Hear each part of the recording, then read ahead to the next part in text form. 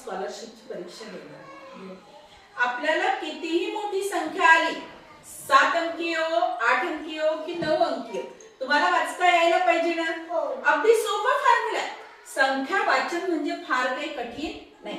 ज्याला 2 अंकी संख्या वाचता येते 99 पर्यंतची, त्याला 10 अंकी असो की 9 अंकी असो की 8 अंकी असो, संख्या वाचता येते.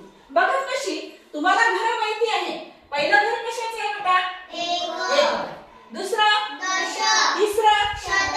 चौथा हजार. पाचवा दशहजार. हे वेगळं काढायचं नेहमी. एक, दश, शत. त्याच्यानंतर हजार, दशहजार. लक्ष, दशलक्ष. कोटी, दशकोटी. बरोबर. समजा मी आता एखादी संख्या दिली असेल,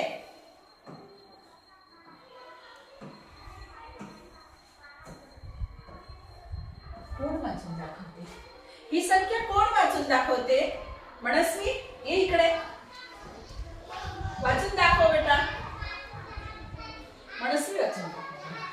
77 कोटी 50 लक्ष 2101.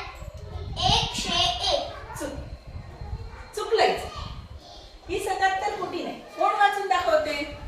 चला. आणि 76 कोटी 50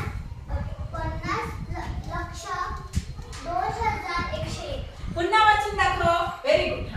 76 कोटी 50 लक्ष 2101. बरोबर आहे. आणि कोण वाचून दाखवते? चला अनुष्का.